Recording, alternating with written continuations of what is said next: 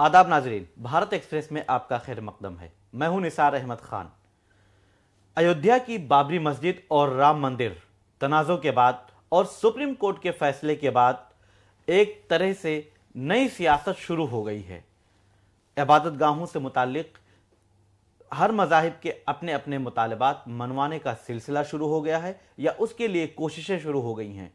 पहले ज्ञानवापी और अब मथुरा वाक़े शाही ईदगाह यानी राम जन्मभूमि, राम जन्म कृष्ण भूमि का जो मामला है उसको लेकर इलाहाबाद कोर्ट की तरफ से आज फैसला आया है और इलाहाबाद हाई कोर्ट ने इस पर फैसला सुनाते हुए इसके सर्वे की इजाज़त दे दी है। इसी मौजू पर तफसीली बातचीत करेंगे डॉक्टर खालिद रज़ा खान, जो भारत एक्सप्रेस उर्दू के एडिटर हैं, स्टूडियो में मौजूद हैं। डॉक्टर साहब, एक नई तरह से सियासत कह लें या एक नई रिवायत का आगाज हो गया है।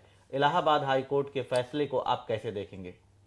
देखिए, इलाहाबाद हाई कोर्ट का जो फैसला आया है, सबसे पहले तो कि 1992 की जो एक्ट है, वर्शिप एक्ट 1991 का जो वर्शिप एक्ट है, जो ये कहता है कि 15 अगस्त 1947 से पहले जो तमाम इबादतगाहें तमाम मज़ाहिब की जो जिस हालत में थी स्टेटस को मेंटेन होगा, वो तो उन तमाम को उन हालत में। तो जो बाबरी मस्जिद राम जन्मभूमि का मामला वो एक्सेप्शनल उसको कहा गया और एक्सेप्शनल केस की बुनियाद पर उसका फैसला भी सुप्रीम कोर्ट ने सुनाया और अब मंदिर तामीर हो रही है, जिसका उद्घाटन होना है 22 जनवरी को।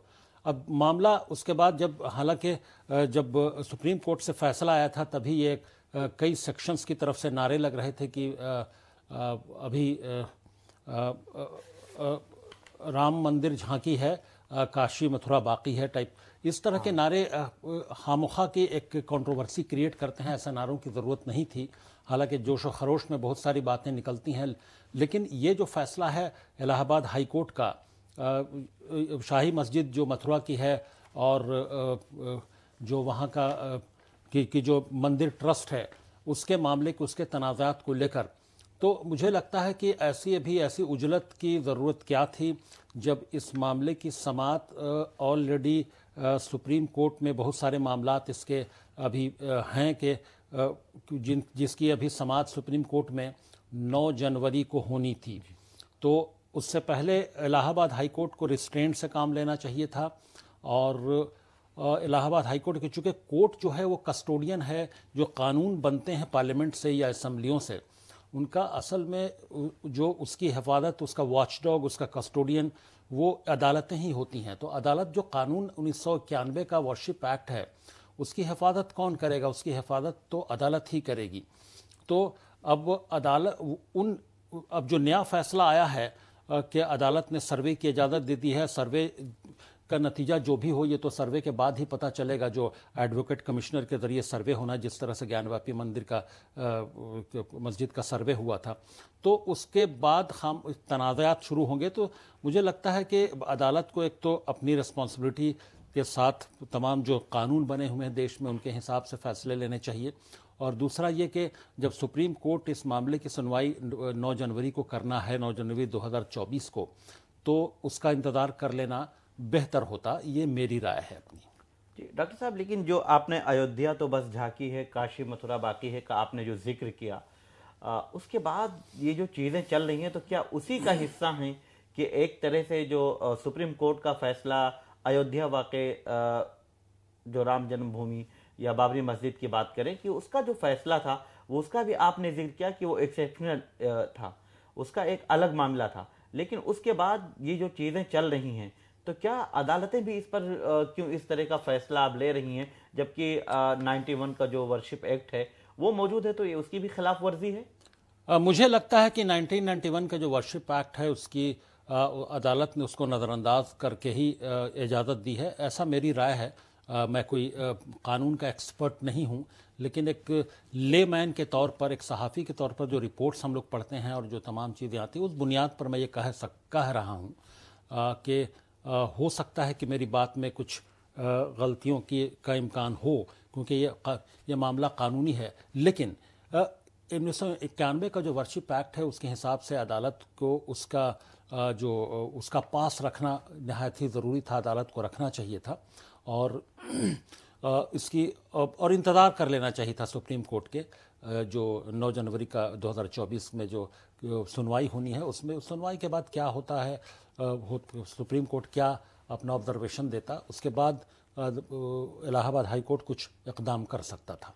डॉक्टर साहब, जब हम वर्शिप एक्ट 1991 की बात कर रहे हैं, उससे पहले 1968 में भी हिंदू और मुसलमानों के दरमियान एक मुआहदा हुआ था, तो उस मुआहदे को भी अब तोड़ा जा रहा है। देखिए 1968 में जो मुआहदा हुआ था, जो मंदिर सेवा मंदिर के सेवा संघ करके है, और फिर मंदिर का जो मैनेजमेंट, जो मंदिर का जो मथुरा के मंदिर का जो मैनेजमेंट है, कि जो मैनेजमेंट है और जो मैनेजमेंट अथॉरिटी जो है, और फिर जो शाही मस्जिद ईदगाह ट्रस्ट जो है, इन सब के दरमियान एक मुआहदा हुआ था, और इन मुआहदों में कई चीज़ें तय हुई, और उसमें मंदिर मैनेजमेंट ने कुछ ज़मीनें जो है 1 एकड़ या कुछ ज़मीनें शाही मस्जिद ट्रस्ट को सौंपी थीं। तो अब उसकी ये मुखालफत हो रही है कि वो गलत था, क्योंकि वो जब उसका मालिकाना हक उनके पास, मैनेजमेंट के पास नहीं है, मैनेजमेंट अथॉरिटी के पास, क्योंकि उसका मालिकाना हक है जो मथुरा मंदिर ट्रस्ट है उसके पास है। और ये जो है तमाम जो मैनेजमेंट अथॉरिटी है और जो सेवा संघ है, वो तमाम जो है उसके ज़ैली और ज़िमनी इदारे हैं जो काम करते हैं, तो उनको ये हक हासिल नहीं था, ये अब बात कही जा रही है। तो इसलिए वो फैसला उसको गलत करार देकर उन बुनियादों पर बहुत सारे केसेस किए गए हैं। अगर हम ऐसे देखें तो 2020 के बाद से तकरीबन 12 केसेस जो लोकल जो कोर्ट्स हैं उसमें दायर किए गए हैं। वहाँ के जो शाही ईदगाह मस्जिद ईदगाह है और जो मंदिर ट्रस्ट है मथुरा की, उसको इनके दरमियान। तो अब ये मामला बहुत आसान नहीं, बहुत पेचीदा मामला भी है, और मुझे लगता है कि इसमें सियासी अवामिल ज़्यादा कार फरमा हैं, क्योंकि एक तरह की मुझे ऐसा लगता है कि सियासत भी किसी न किसी तौर पर इस पर हावी है। आपने सियासत की बात की, जो MIM के सरबराह हैं असदुद्दीन ओवैसी, हैदराबाद के रुकने पार्लियामेंट हैं, उनका बयान आया है और उन्होंने कहा है कि यह पूरा मामला मुसलमानों का मजाक उड़ाने के लिए, उनको जलील करने के लिए, उनको रुसवा करने के लिए लिया गया है। क्योंकि जब बाबरी मस्जिद से मुताल्लिक फैसला आया था, तब भी मैंने कहा था कि अब इससे संघ परिवार के हौसले बुलंद हो जाएंगे और वो एक के बाद एक काम करेंगे। तो क्या ये सियासत का ही मामला है? देखिए, ये असदुद्दीन ओवैसी की अपनी ज़ाती राय है, वो जो चाहें, उनको आज़ादी है, वो जो चाहें बोल सकते हैं। मैं उनका जो बयान है उसकी तायीद नहीं करता, और मुझे लगता है कि इसको एक अलग ज़ाविये से देखने की ज़रूरत है। सियासत तो हमारे यहाँ मुल्क में हर चीज़ पर हावी हो जाती है, तो हर मामले में सियासत होती है, तो सियासी फ़ायदा उठाने की कोशिश होती है, चाहे छोटा हो या बड़ा मामला। पार्लियामेंट में जिस तरह से गुज़श्ता रोज़ हमला हो गया, जो कुछ नौजवान कूद गए, तो उस पर भी सियासत हो रही है। तो सियासत हर चीज़ पर होती है, तो और अपनी अपनी राय है तमाम सियासतदानों की। तो मैं कोई किसी तरह का कमेंट करना नहीं चाहूँगा जो असदुद्दीन ओवैसी ने अपनी राय पेश की है। डॉक्टर साहब, बस इसी से मुताल्लिक एक सवाल जो ख़ास तौर पर अहम है। हिंदू फरीक के जो वकील हैं विष्णु शंकर जैन, उन्होंने अपनी दरख्वास्त में कहा था कि यहाँ कमल के निशान का सुतून है और जो हिंदू मंदिरों की खुसूसियत है और शेषनाग की एक अलामत है। तो इस तरह की जो पूरी चीज़ें सामने आ रही हैं, तो क्या इसमें कितनी हकीकत आपको नजर आती है? देखिए, हकीकत कितनी है ये तो हम कोई भी बाहर बैठ के नहीं बता सकता। ये सर्वे होगा, अगर सर्वे की इजाज़त दी है इलाहाबाद हाईकोर्ट ने, हो सकता है चूँकि उन्होंने 1991 का जो वर्शिप एक्ट है उसको नज़रअंदाज या उसको क्या सोचकर अदालत ने वो एक्ट रहते हुए फैसला दिया है, ये अदालत बेहतर समझ सकती है। तो जब उन्होंने सर्वे कराने का फैसला कर ही लिया है, तो सर्वे में ये बातें सामने आएंगी कि वहाँ पर जो जिन जिन चीज़ों के मुतालबात हो रहे हैं, जिन जिन सिंबल्स की बात कही जा रही है कि वो वहाँ मौजूद हैं, तो ये बेहतर तरीके से ये बाहर निकल के आएगा सर्वे में ही, चूँकि पूरे सर्वे के दौरान उसकी वीडियोग्राफी भी करने का हुक्म दिया गया है। तो उस सर्वे के दरमियान ये तमाम चीज़ें सामने आएंगी कि वहाँ पर क्या सिंबल है, क्या नहीं है, और किस सिंबल का क्या मतलब है। ये तो जब पूरी वीडियोग्राफी होगी और जो सर्वे की रिपोर्ट आएगी एडवोकेट कमिश्नर के ज़रिए, तब उससे पता चलेगा। जब रिपोर्ट की बात कर रहे हैं, एडवोकेट कमिश्नर की जांच की बात कर रहे हैं, सर्वे की बात कर रहे हैं और सियासत की बात की जा रही है, तो डॉक्टर साहब 2024 का लोकसभा इलेक्शन जो है वो काफ़ी करीब है। लोकसभा इलेक्शन के अगर पस मंज़र में इस बात को देखा जाए तो क्या ये उसको नज़र में रख के इस तरह की चीज़ें सामने लाई जा रही हैं?